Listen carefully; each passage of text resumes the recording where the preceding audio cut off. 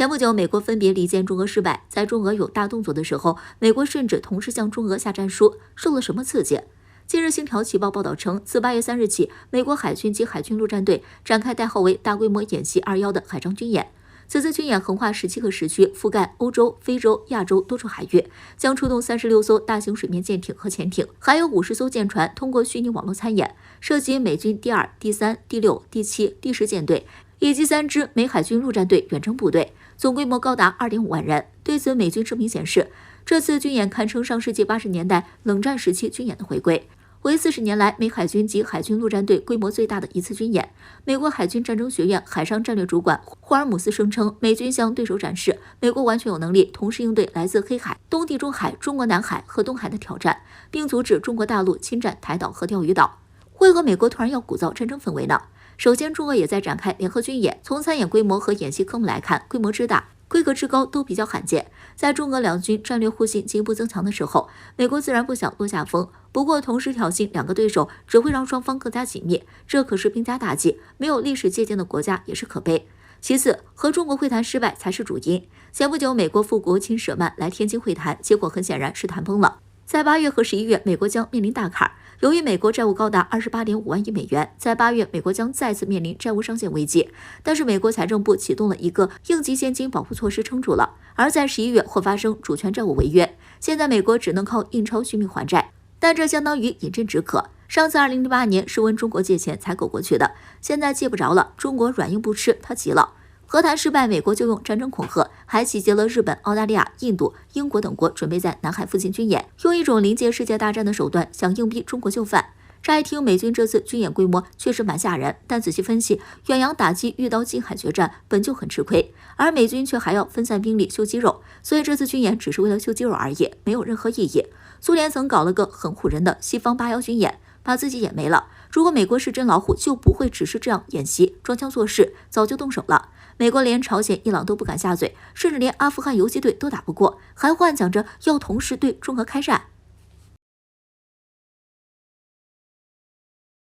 第一个消息是，国务委员兼外长王毅一锤定音，在第11届东亚峰会外长会上，美国和日本等个别国家又以中国新疆、香港人权问题为由攻击中国。王毅当场要求进行2次发言，并进行严厉批评。王毅表示，新疆和香港事务都是中国内政，你们却对中国内政指手画脚、造谣抹黑。对于这种恶劣行径，来一次我们就要坚决驳斥一次。很显然，王毅外长动火了。他接着用实际数据阐述了新疆和香港的稳定发展，还以人权问题把美国数落了一顿。王毅明确表示，死了这条心吧，不可能等到那一天了。这表明了中国维稳的决心，要想搅乱中国内部，西方不会再得逞。第二件事就是中国就溯源问题抢先向美国出击。当天，中国世界卫生组织新冠病毒溯源联合研究专家组中方组长梁万年表示，新冠病毒溯源下一步工作应对准2019年武汉疫情爆发前就在动物、环境、人类样本中发现病毒的国家，以及向华南海鲜市场出口冷链产品的国家。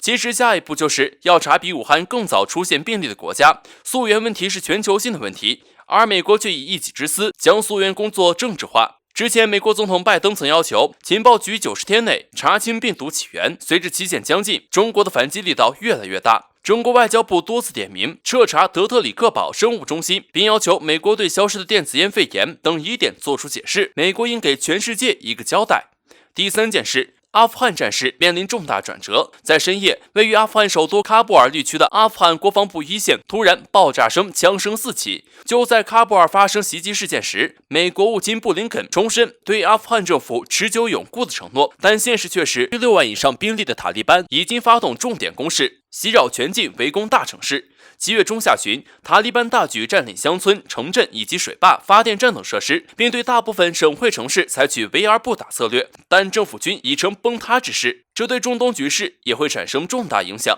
第四件事，东京奥委会发布消息，已有299名奥运相关人员新冠病毒检测呈阳性，还包括28名运动员。东京奥组委发言人高谷正哲表示，不得不承认这是一起大规模感染事件，并公开道歉。日本好不容易坚持举办了奥运会，但却槽点满满，引发多国运动员和民众不满。日本防卫省花费巨额经费，多年经营的日本形象彻底坍塌。只希望我国奥运健儿在为国争光的同时，也要做好自身防护，平安归来。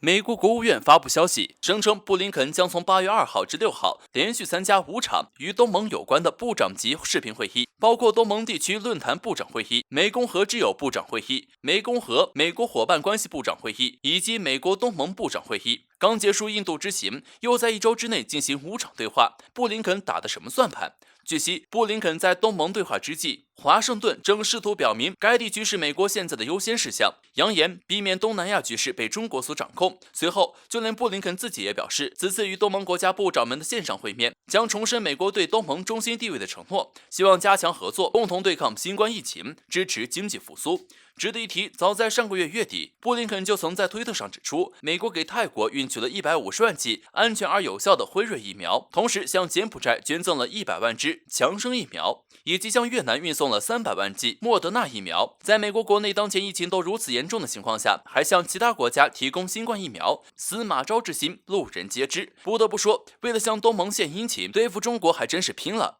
甘愿将自己国内民众置于危险境地。话说回来，事实上，在美国向东盟献殷勤的可不止布林肯一人。美国国防部长奥斯汀刚刚访问完越南和菲律宾，就连美国副总统哈里斯都被爆出即将访问越南和新加坡。美国官员们如此密集的访问，是打算把白宫搬到亚洲来吗？在分析看来，早在拜登政府宣称与中国之间的竞争是本世纪最大地缘政治考验后，美国所做的一切都是想拉帮结派。如今频繁与东盟增加交流，想来是让东盟国家能在中美两国中偏向美国。可现实是残酷的，美国这算盘可能打不响。首先，东盟一些国家的经济是离不开中国的；其次，东盟国家在抗击疫情时，中国最早伸出了援手。且不说东盟国家若是选边站的成本有多高，仅从抗击新冠这点上来说，相比中国不带任何目的的援助，美国如今摆明了是带有明显的政治意图，孰轻孰重，东盟国家心中必有定数。总之，布林肯若受美国政府的指使要跟中国来硬的，那解放军就奉陪到底，一个字儿干。就如国人所言，既然美国亡我之心不死，那中国也不废话了，一句话，打不打？中国不是以前的中国，解放军有足够的信心和能力，只不过正要开战，美国内部怕是要敲响丧钟了。美国如此迫切的拉拢其他国家联合对付中国，说明这已经是该国最后的底牌了。现在要先底牌，中国还不吃这一套，接下来美国还有什么牌可打呢？在当今制海权日益重要的当下，一些大国纷纷开始走上航母国产化道路。可以说，航母作为世界上体型最为庞大、作战功能最齐全的武器，对一国的海防安全有着极其重要的作用。而梦想做超级大国的印度，无疑也开始走上了航母国产化道路。从21世纪初开始，印度就着手进行了雄心勃勃的航母国产计划，但是这一计划却几经波折。在这一国产化道路走了15年之久后，印度首艘国产航母维克兰特号终于传来了好消息。据报道介绍称，日前维克兰特号正式出港，进行了其首次海上测试。可以想象到的是，这一消息对于印度的冲击力。有人欢呼印度成功建造这艘航母，就标志着印度已经进入到了世界强国的精英俱乐部。从当前现状来看，能够独立建造航母的国家并不多，印度也成为了继中国之后，亚洲第2个能够独立建造的航母国家。从这一点来看，航母海试确实是一件值得庆贺的大喜事。但是印度仿佛高兴过头了，在航母海试后，就有人吹嘘称，印度航母在设计上领先中国国产航母1代，武器性能上更是有可能优于中国航母。这样的言论简直是不攻自破。我们都知道印度军工制造的现状究竟如何，尽管这艘航母被称之为国产航母，但是从事实来看，维克兰特号可以说是一个实打实的舶来品合成武器。比如从俄罗斯购买的特种钢，才勉强将航母建造工作推上正轨，请求西方国家帮忙设计图纸等。在听到印度这一无脑言论之后，美国似乎也看不下去，罕见地帮着中国说话，表示中国在航母建造方面远远领先于印度。而印度网友紧接着的一番清醒认知，更是让中国脸红。其漂亮回击表示，中国可以在2小时内击沉印度军舰，如果爆发战争，印度军队会让大家失望的。足以见得，印度为国产航母海试欢呼并没有错，但是这样针对中国，对自己进行无脑狂吹，只会让自己陷入尴尬。在印度派遣军舰来南海挑衅的当下，维克兰特号的海试无疑为印度增添了不少底气。但是印度需要清楚的是，中国军队随后可以出手挫败他们。正如同印度网友所说的那样，他们确实需要好好掂量这其中的利害关系。